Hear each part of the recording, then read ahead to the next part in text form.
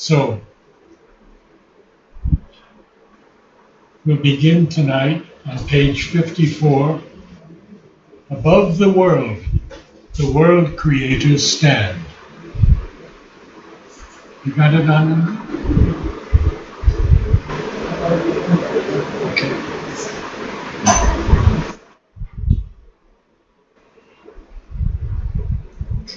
Above the world creators stand. In the phenomenon, see its mystic source. So in this phenomenon of our world, they see the mystic source. And all of us who are fortunate enough to be here on the earth at this time, we must have deep gratitude and total humility.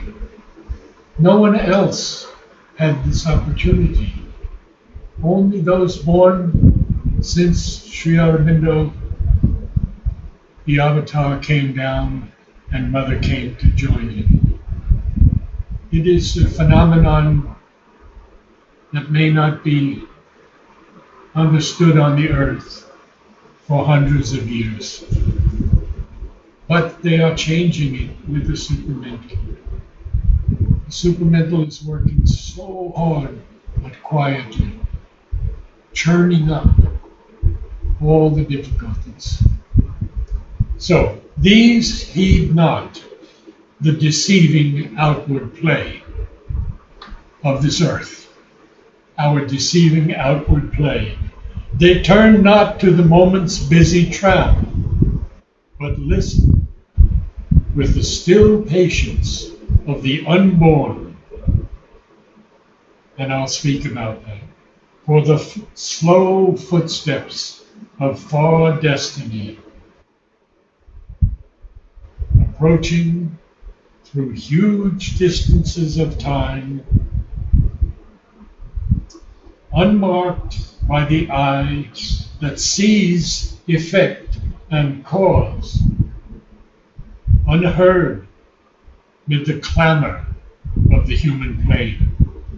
So there's a lot to go through here. We'll take it slowly, because this is so important that we know that the avatar is here. Many of us can feel him. I'm sure all of us have had experiences that point to nothing else but the touch of the mother. Somehow, we're brought here, some of us unknowingly, and many of us from totally different paths and ways. So we see that the world creators stand above the world. They have to stand above the world because if they become involved in the world, they become involved in all the nonsense that we have here. So they have to stand above the world and with their power and force change this earth to the life divine that Sri Aurobindo has promised us.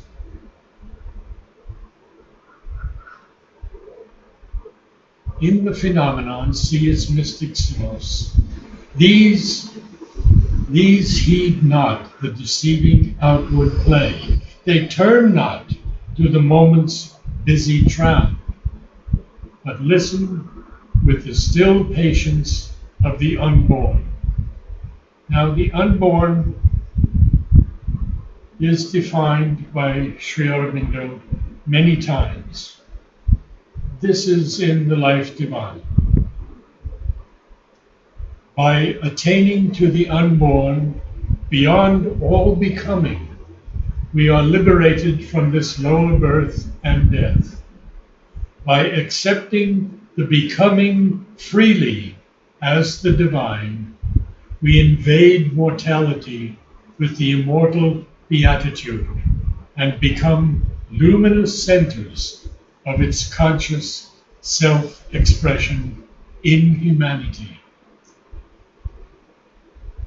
And then again from the life divine with the mention of the Gita. An end have these bodies of an embodied soul that is eternal. It is not born, nor dies, nor is it that, having been, it will not be again. It is unborn, ancient, everlasting. It is not slain with the slaying of the body. As a man casts from him his worn-out garments and takes others that are new, so the embodied being casts off its bodies and joins itself to others that are new. Very interesting statement. I have not seen that statement before.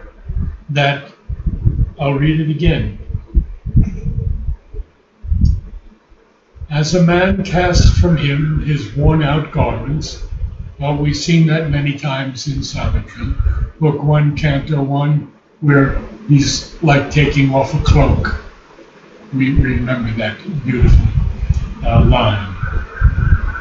As a man casts from him his worn-out garments and takes others that are new, so, and here is the key, the embodied being, so if it's embodied, it's no longer unborn. It's embodied now. It's in a body. The embodied being casts off its bodies. Now it casts off its bodies when it passes, when it dies, and joins itself to others that are new. Mother says we can choose our bodies after we go to rest in those planes of rest. We can choose our parents. Certain is the death of that which is born, and certain is the birth of that which dies. And one letter on yoga that I have to share. The Jivatman is for me the unborn, who presides over the individual being and its developments, associated with it but above it, and them, and who, by the very nature of his existence, knows himself as universal and transcendent, no less than individual, and feels the divine to be his origin, the truth of his being, the master of his nature, the very stuff of his existence. And lastly, it is necessary to understand clearly the difference between the evolving soul, and then he has parentheses, psychic being, and the pure Atman, self or spirit. The pure self is unborn, does not pass through death or birth, is independent of birth or body, mind or life, or this manifested nature. And the divine, of course, is the unborn. But we find two lines in Savitri where Sri Aurobindo speaks of Savitri as the unborn, and in another line speaks of Sri Aurobindo as the unborn. That's the only two times in Savitri. For the slow footsteps of far destiny, approaching through huge distances of time, unmarked by the eye that sees effect and cause. Now this is an interesting line with Sri Aurobindo, because we usually speak of cause and its effect. You know, that's always been a tenet for us. There's cause and then there's effect. But Sri Aurobindo says effect and cause. So the effect then causes a relationship between actions or events, such that one or more are the result of the other or others, unheard mid the clamor of the human plane. Attentive to an unseen truth, they seize a sound as of invisible auger wings, voices of an unplumbed significance, mutterings that brood in the core of matter's sleep. Now this unplumbed and this auger, the auger is known as a soothsayer, a diviner, or a prophet, and generally one that foresees or foretells the future. Sri Aurobindo uses the word as an adjective. Auger wings, prophetic wings, a sound as of invisible prophetic wings, auger wings, and then voices of an unplumbed significance. Unplumbed is not understood, as I understand it, in its second definition in the dictionaries, or not explored in depth. Mutterings that brood in the core of matter's sleep. It would be wonderful if we could understand all these things from behind the heart, in the psychic being.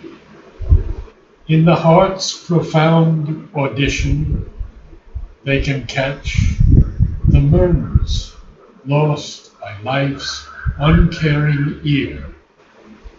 Now this audition, we should define and understand, is the power of faculty, of hearing or listening. So in this heart's profound hearing or listening, audition, they can catch the murmurs lost by life's uncaring ear. A prophet's speech in thought's omniscient trance.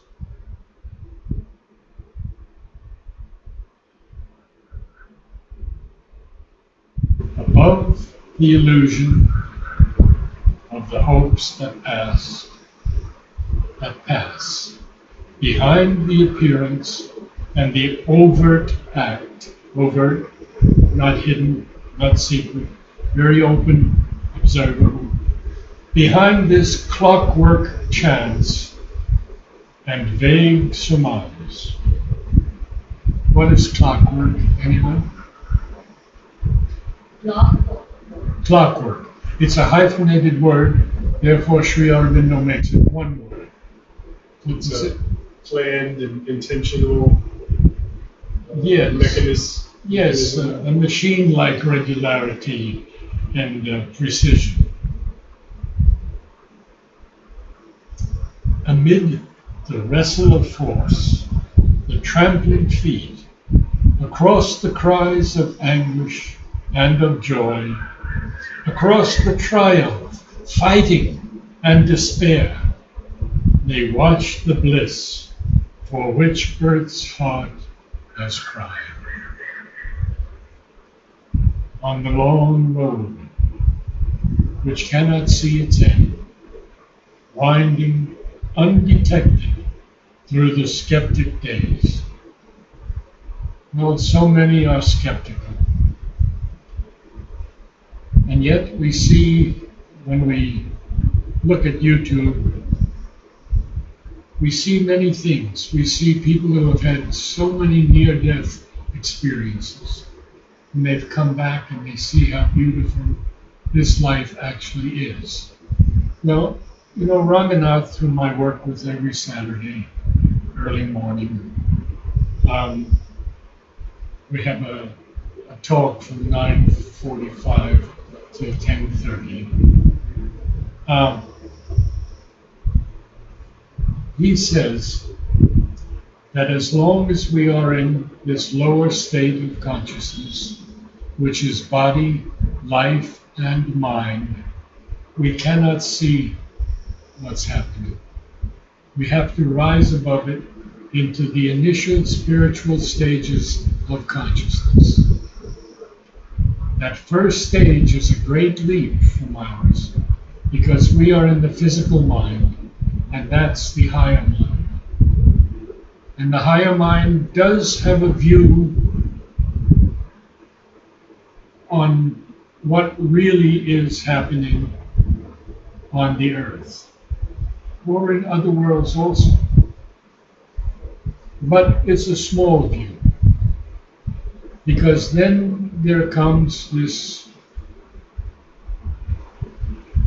illumined mind, which is like a light on things, but not a very wide light. And then the intuitive mind, which is a great mind, and it sees exactly. There's no thought, no imagination in it. And above that is the overmind. And above that is the supermind. And when I asked Nalini, where do you live? He said, in the overmind and a little higher. So I have to go to the next page.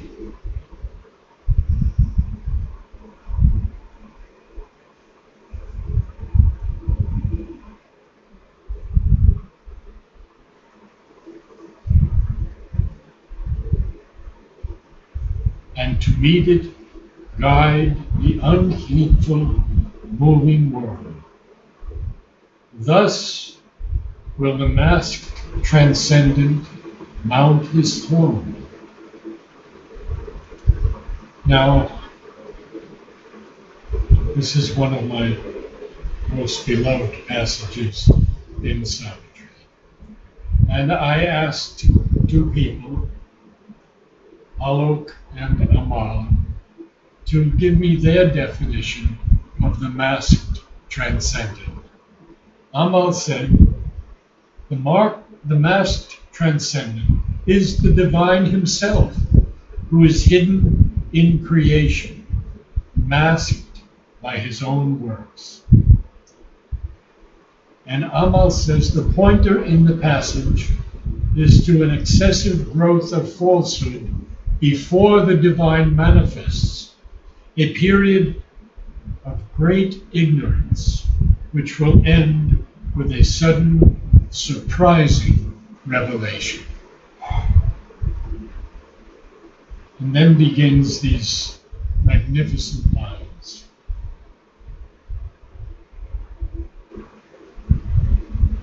When darkness deepens, strangling the earth's breast, and man's corporeal mind is the only lamp, as a thief's in the night shall be the covered tread of one who steps unseen into his house. Many of you know this. A voice ill heard shall speak, the soul obey. A power into mind's inner chamber steal, a charm and sweetness open life's closed doors, and beauty conquer the resisting. The truth light capture nature by surprise. The truth light here is reference to the superman, supermental. A stealth of God compel the heart to bliss, and earth grow unexpectedly divine. No one has ever told us this before, Sri Aurobindo. Look at these lines. First of all, when darkness deepens, could we not be in that point right now, strangling the earth's breast, and man's corporeal mind, body, life, and mind, is the only lamb. What is going to happen? The Lord is going to come as a thief. As the thieves in the night shall be the covered tread of one who steps unseen into his house. What is his house? His million beings that he has created. Million beings. So this covered thread is a hidden thread. We won't feel it until he steps unseen into our house. A voice ill heard shall speak, the soul obey.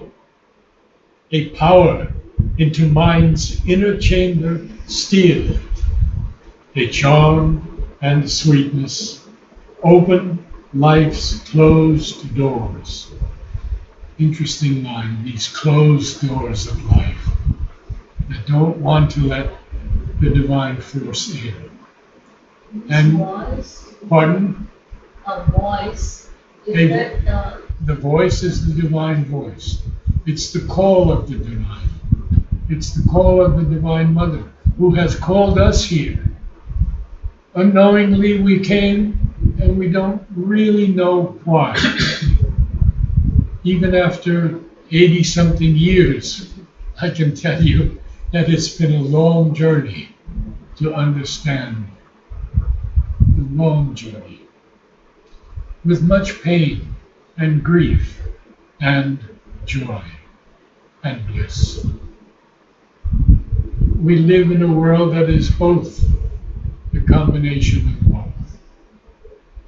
shall we take this as mass transcendent? Pardon? Shall we take this as the voice of mass transcendent?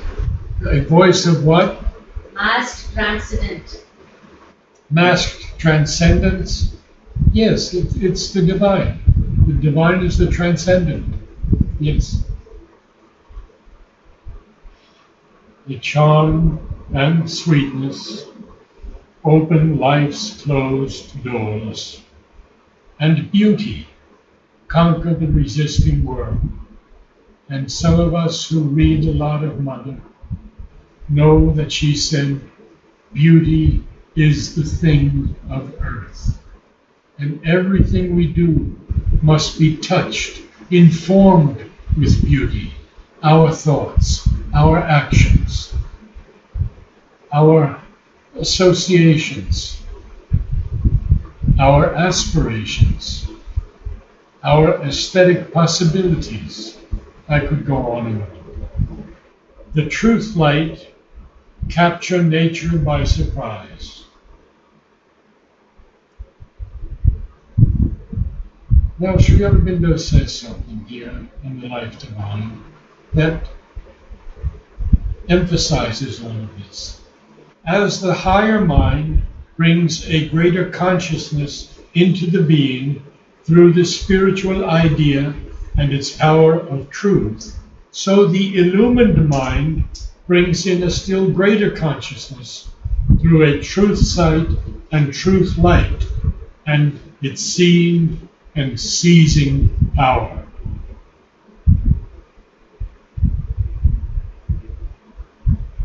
A stealth is a secret procedure. The stealth of God compelled the heart to bliss, and earth grow unexpectedly divine. Now he's going to continue. In matter shall be lit the Spirit's glow.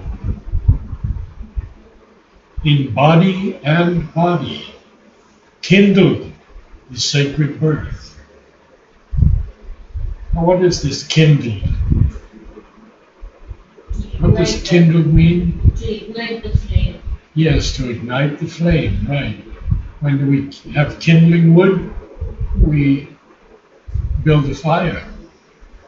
So, in body and body, kindled the sacred birth. Night shall awake to the anthem of the stars. The days become a happy pilgrim march. Our will, a force of the Eternal's power, and thought, the rays of a spiritual sun.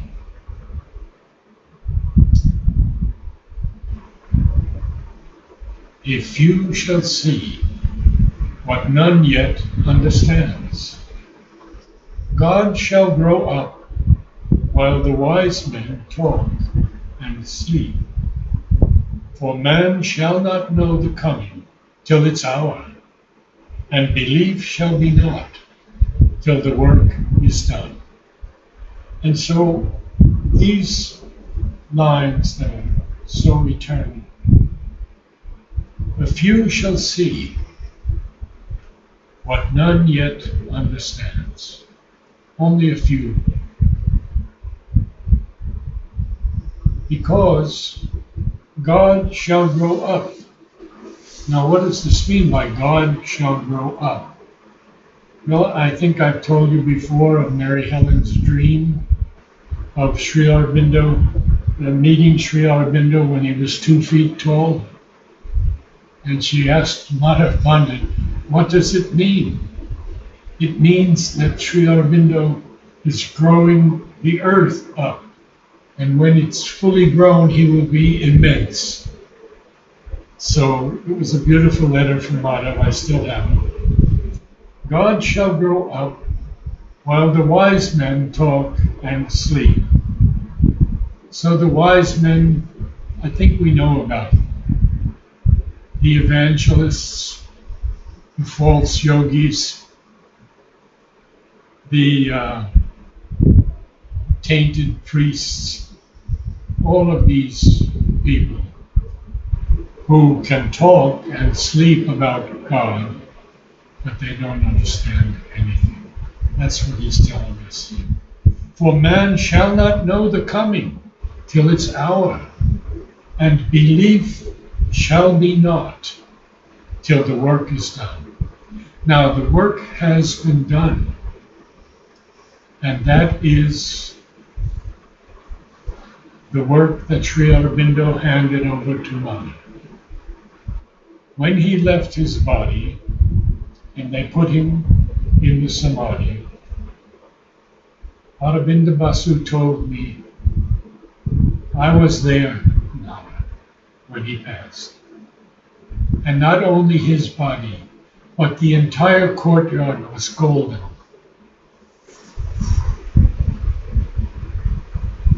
And many people saw that gold.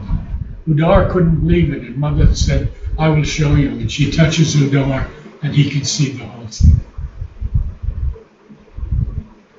So the supermental was manifested in matter, but it had not come fully down. That had to wait until Mother had the great experience of taking the hammer and smashing the door, and the golden supermind came flooding down onto the earth. It didn't leave the earth. It's still here. You can turn it. And belief shall be not till the work is done. So now he's going to go a little deeper for us into this understanding. He says, a consciousness that knows not its own truth. Interesting. We have a consciousness, but we don't know the truth of it. We are still fumbling around. I'm not saying all of us. Some of us are receiving directly the divine consciousness through Mother and through Sri Aurobindo. a vagrant hunter of misleading dawns. Isn't that interesting? This vagrant hunter of misleading dawns. Okay, vagrant, of course, is someone who wanders from place to place. But these misleading dawns refer back to this consciousness of man that doesn't see anything, that hooks onto this cult or this philosophy or this brilliant idea from some yogi. And actually, that is why, now I'm going out on a limb here, not my limb, but out on a limb. It's why Mother says that we really shouldn't read other disciples, other yogis, because everything is in Sri Aurobindo. Everything. And none of the others have even embarked upon this. We have Sadhguru. We had Satya Sai Baba. We've had great yogis. I mean, look at the lineage from Shraddhalu, and Madhav Pandit was his teacher. Kapali Shastri was Madhav Pandit's teacher. Vaishishta Ganapati Muni was Kapali Shastri's teacher. You see the heritage here. It's so beautiful. But none of them were vagrant hunters of misleading dawns. Between the being's dark and luminous ends, move here in a half-light that seems the whole, an interregnum in reality. An interregnum is simply a pause in continuity. Cuts off the integral thought, the total power.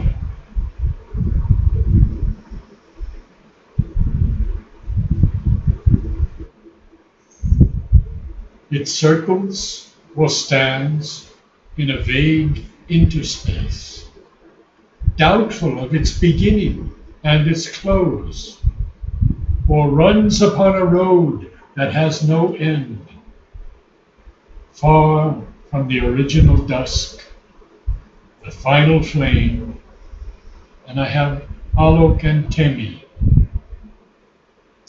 to tell us what this final flame is.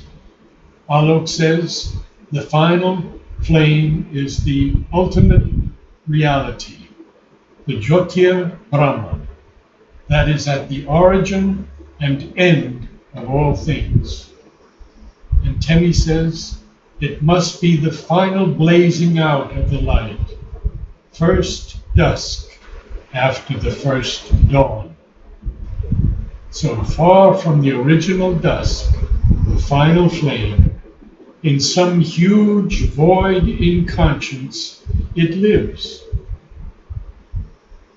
like a thought, persisting in a wide emptiness. And that is where we are with our sages and seers and holy men and people of the church. I'm not going to mention the Muslims here, but we have to leap above all of this. And that's why we join together. And that is why I come here to share with you the beauty of Savitri. If there are any questions, I'll be happy to answer them.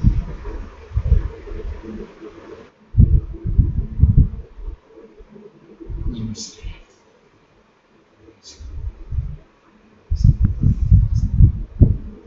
Thank you all for coming. Please tell your friends. We used to have 16, 17 people here. every week. And we opened the door even when there were more. So share, if you like, Savitri and the explanations that I offer. Please do invite them. All are welcome.